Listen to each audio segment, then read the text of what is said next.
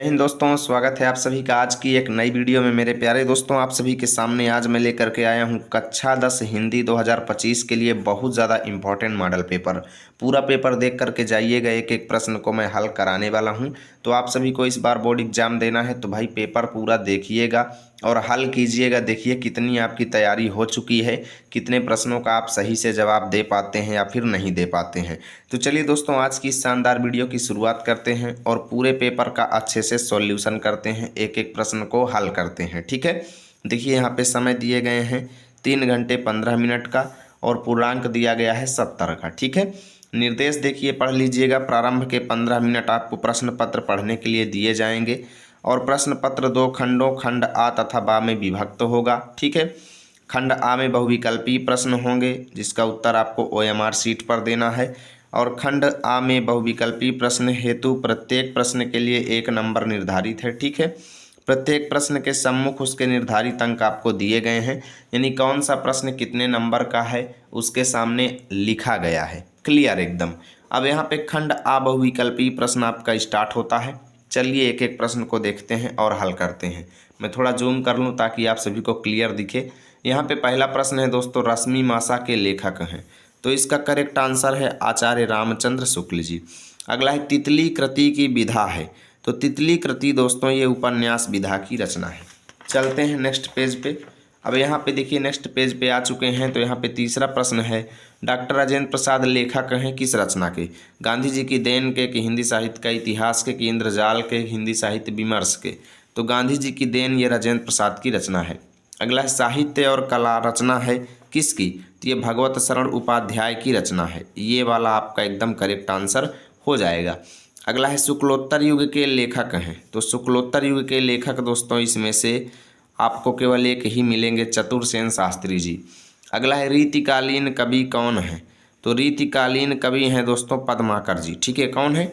पद्माकर जी। यहाँ पर केदार भट्ट, जायसी कृष्णदास ये गलत है। अगला है छत्रसाल दशक के रचयिता कौन है? तो भूषण जी। कौन है? भूषण जी। तो छत्रसाल दशक का ऑप्शन बी आपका सही होगा, भूषण वाला। अगला है तार सप्तक के संपादक कौन है? तो तार सप्तक के संपादक हैं हीरानंद सच्चिदानंद वात्स्यायन अज्ञेय। ठीक है, अगला है सुमित्रानंदन पंत की रचना है, तो सुमित्रानंदन पंत की रचना युगवाणी है। ऑप्शन बी आपका करेक्ट है। चलिए दोस्तों 10वां प्रश्न देखते हैं। स्मृति की रेखाएं साहित्य की विधा है, यानी स्मृति की रेखाएं किस विधा की रचना है दोस्तों? तो ये संस्मरण विधा की है। तो ऑप्शन सी आप याद रखेंगे, संस्मरण विधा की है स्मृति की रेखाएं।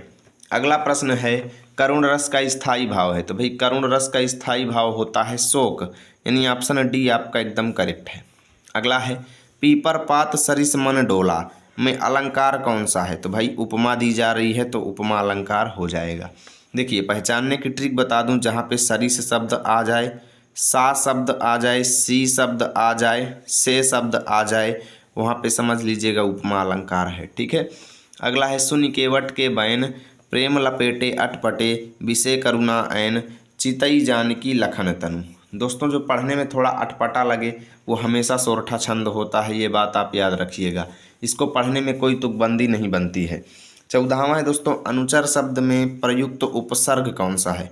तो अनु है ना, तो यहाँ पे अनु आपका एकदम करेक्ट आंसर हो जाएगा। अगला है दोस्तों प्रत्यय के प्रकार कितने होते हैं? तो प्रत्यय आपका 2 टाइप का होता है, यानी ऑप्शन ए आपका करेक्ट हो जाएगा। अगला है वेद पुराण में समास कौन सा है? तो वेद और पुराण, इसका विग्रह करोगे तो क्या आएगा? वेद और पुराण, यानी और को छुपाया गया है, यहाँ पे द्वंद्व समास आपका हो जाएगा, ऑप्शन सी। अगला है प्रमोद शब्द का तत्सम रूप है, तो प्रमोद को प्रमोद लिखते हैं ना, प्रमोद, तो यहाँ पर ऑप्शन सी आपका करेक्ट हो जाएगा। चलते हैं दोस्तों अगले प्रश्न पे और उसको भी देखते हैं अच्छे से।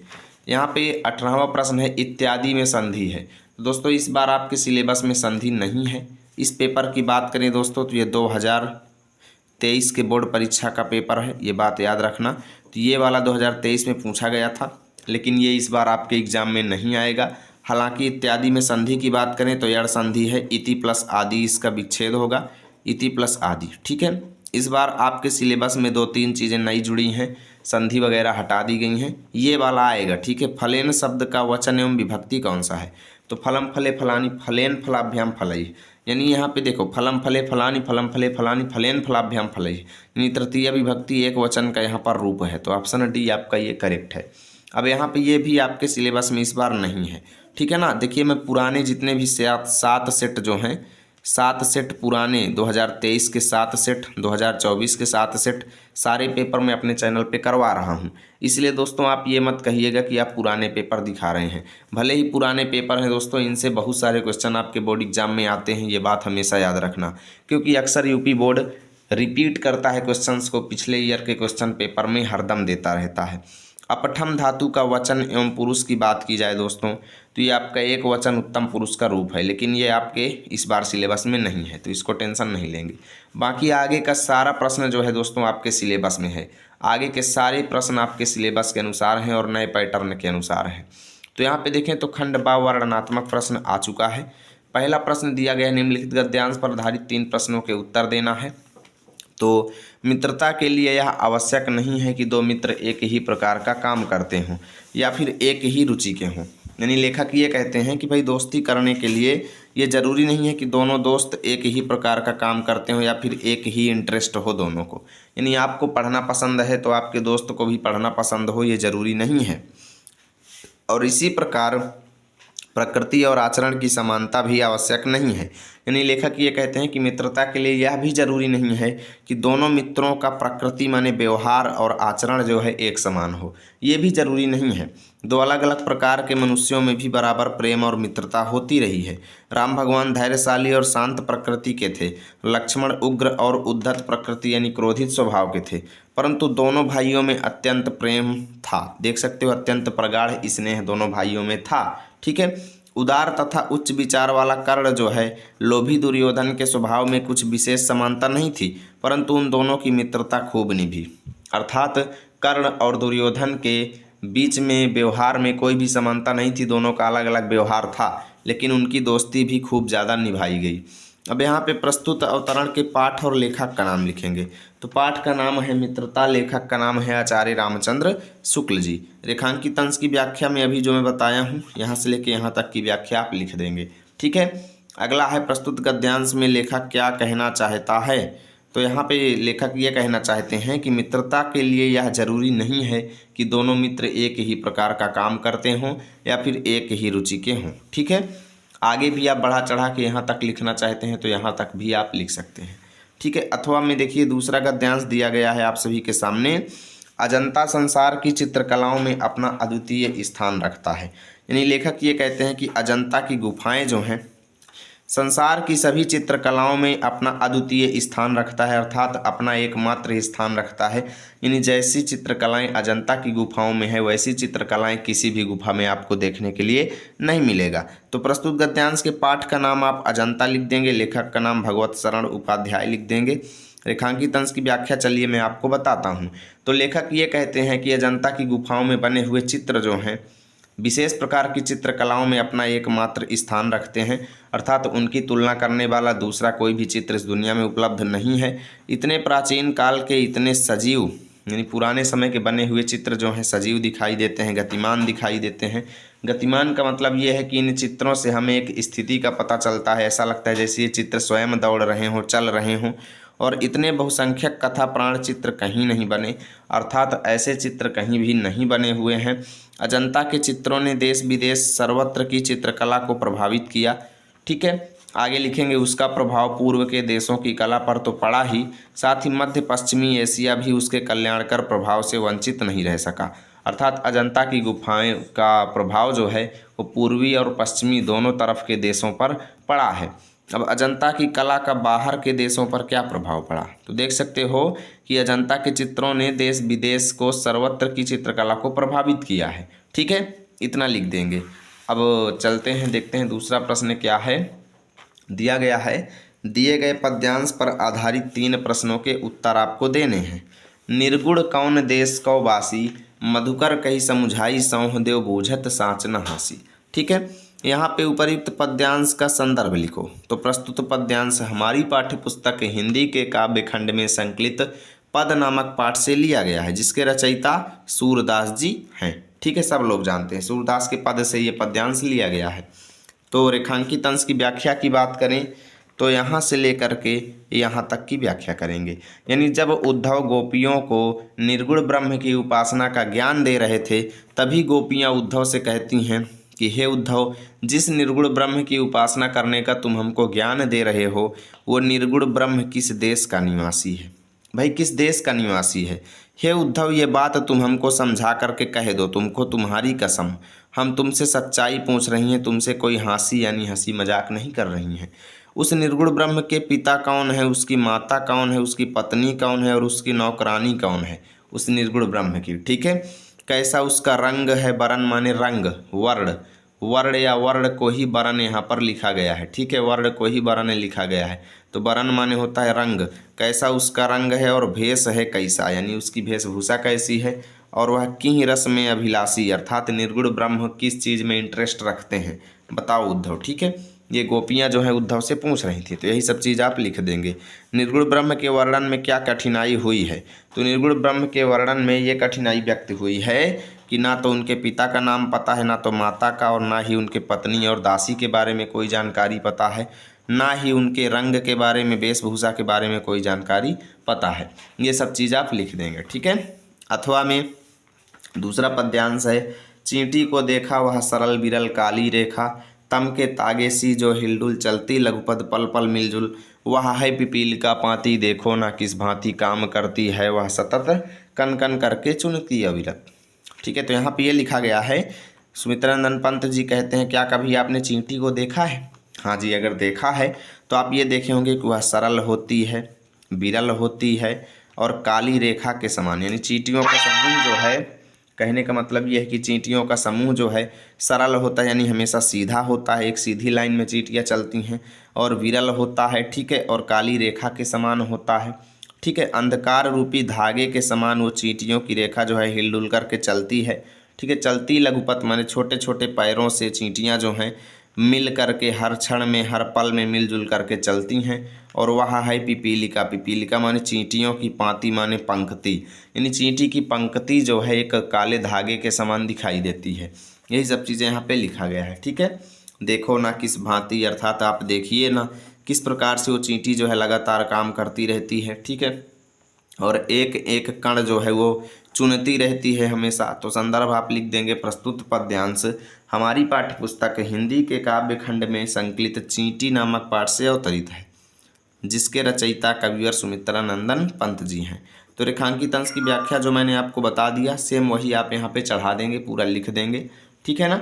और कवि वह है पिपीलिका पाती के द्वारा जीवन के किस आदर्श के प्रति संकेत कर रहा है, अर्थात वह है पिपीलिका पाती का मतलब कि चींटियों की पंक्ति जो है, चींटियों की पंक्ति जो है, वह है पिपीलिका पाती मतलब चींटियों की पंक्ति जो है वो काले धागे के समान हमको दिखाई दे रही है, ठीक है। ये सब चीज़ आप लिख देंगे। तीसरा में देखें दोस्तों तो गद्यांश दिया गया है, जिसका आपको हिंदी में अनुवाद करना है। तो वाराणसी सुविख्यात प्राचीन नगरी है, यह स्वच्छ जल की तरंगों से युक्त गंगा नदी के किनारे स्थित है, ठीक है। अस्याह मतलब इसके, घट्टा नाम माने घाटों की घुमावदार पंक्तियाँ जो हैं सफ़ेद चांदनी में बहुत सुशोभित होती हैं। असंख्यों पर्यटक दूर देशों से प्रतिदिन यहाँ आते हैं और इसकी घाटों की शोभा देखकर इसकी बहुत प्रशंसा करते हैं। ये हिंदी अनुवाद आप लिखेंगे, 5 अंक आपको मिलेंगे पूरे के पूरे। यहाँ पे देखें दोस्तों तो दूसरा दिया गया है, वो नहीं आता तो आप अथवा में इसको कर लेंगे। आम, आम माने हाँ, राष्ट्रद्रोह मतलब राष्ट्रद्रोह, राष्ट्रद्रोह मतलब राष्ट्र के प्रति द्रोह, हाँ, राष्ट्र के प्रति द्रोह जो है। हे अवनराज, एकम माने एक है, इदम माने यह, भारत राष्ट्रम माने भारत राष्ट्र, यानी यह भारत देश एक है, और बहूनि माने बहुत सारे, चाअत्र माने यहाँ पर हैं, राज्यानि माने राज्य, और यहाँ पर बहुत सारे राज्य हैं और बहुत सारे शासक हैं। तुम जो है उन राजाओं के साथ मैत्री संबंध करके, मित्रता करके, उनको विभाजित करके भारत को जीतना चाहते हो, ठीक है। आम्भीक इसका प्रत्यक्ष प्रमाण है। अब उसके बाद देखें चौथा, तो यहाँ पर पद्यांश का संदर्भ सहित आपको हिंदी में अनुवाद करना है। तो अपदो दूरगामी चा साक्षरो न च पंडिता, अमुखा स्फुट वक्ता चयो जानाति स पंडिता, यानी अपदो माने बिना पैर के दूर तक जाता है, ठीक है। साक्षरो न च पंडिता अर्थात अक्षर से युक्त है लेकिन पंडित नहीं है, साक्षर है लेकिन पंडित नहीं है। अमुखा यानी मुखहीन है फिर भी स्पष्ट बोलता है, और चयो जानाति स पंडिता, और उसको जो जानता है वो विद्वान है। अथवा में आप इसको कर लीजिए, धान्या नाम मतलब धान्यों में उत्तम क्या है, धनों में उत्तम क्या है, तो लाभों में उत्तम क्या है और सुखों में उत्तम क्या है। ये जीवन सूत्राणी चैप्टर से लिया गया है, जीवन सूत्राणी चैप्टर से, और ये जो है ये प्रबुद्धो ग्रामीणा से लिया गया है। ठीक है, अब देखिए आपके ज़िले में जो खंड काव्य चलता हो उससे रिलेटेड प्रश्न आप वीडियो को रोक करके पढ़ लीजिए। मैं सारे प्रश्न आपको दिखाई दे रहा हूँ, क्योंकि देखिए इनमें से कोई एक ही खंड काव्य आपके यहाँ आता होगा, तो इस प्रश्नों को पढ़ने में हम टाइम वेस्ट नहीं करेंगे। अपना वीडियो रोक करके अपने खंड काव्य से रिलेटेड प्रश्न को देख लीजिए, और सारे खंड काव्य मैंने पढ़ा रखे हैं, तो जा करके पढ़ लीजिए। यहाँ पर देखिए जीवन परिचय आपको लिखना है जयशंकर प्रसाद, राजेंद्र प्रसाद और भगवत शरण उपाध्याय। अथवा में और एक कवि का भी आपको लिखना है, तुलसीदास, महादेव वर्मा और राम नरेश त्रिपाठी। तीन में से कोई एक का आपको कर देना है। उसके बाद एक श्लोक लिखना है जो इस पेपर में ना आया हो। ठीक है, उसके बाद इस बार यहीं पर एक प्रश्न आपको पत्र लेखन से मिलेगा, ध्यान देना। पत्र लेखन से आपको 4 नंबर का एक प्रश्न इस बार मिलेगा। ये हालांकि पुराना पेपर है तो इसमें वो नहीं दिया गया है, और ये प्रश्न जो हैं जो इसमें 4 दिए रहते हैं ये 2 ही आपको दिए जाएंगे, लेकिन इस बार ये 2 नंबर के आएंगे। ठीक है, 4 नंबर का नहीं आएगा। इसका 2 नंबर यहाँ पे आपके पत्र लेखन में ऐड हो जाएगा, और प्लस 1-2 नंबर, और ये निबंध जो है 9 नंबर का ना आके 7 नंबर का आएगा, तो 2 नंबर इससे बचेगा, तो इसको यहाँ पे ऐड करके 4 नंबर का आपका पत्र लेखन हो जाएगा। ठीक है, पत्र कैसे लिखते हैं ऑलरेडी ट्रिक अपलोड है हमारे चैनल पे, तो जा करके देख सकते हो। तो श्वेत केतु कस्य पुत्र आसीत, तो श्वेत केतु जो है आरूढ़ी, आरूढ़ी यहाँ पे लिख देंगे, आरूढ़ी पुत्र आसीत। ठीक है, अगला है विश्वस्य सृष्टा कः, तो विश्वस्य सृष्टा ईश्वरः, ईश्वरः अस्ति। ठीक है, ऐसे आप लिख देंगे। उसके बाद आतुरस्य मित्रम कः भवति, तो आतुरस्य मित्रम भीषकः भवति, ऐसे लिख देंगे। अगला है चंद्रशेखर स्वपितुः नाम किम अकथयत, तो चंद्रशेखर स्वपितुः नाम। उसके बाद यहाँ पे देखेंगे दोस्तों 9वां प्रश्न में एक विषय पर आपको निबंध लिखना है, स्वच्छ भारत अभियान, विज्ञान वरदान या अभिशाप पर, पर्यावरण प्रदूषण की समस्या और समाधान पर, जनसंख्या वृद्धि की समस्या और समाधान पर, विद्यार्थी जीवन में खेल के महत्व पर।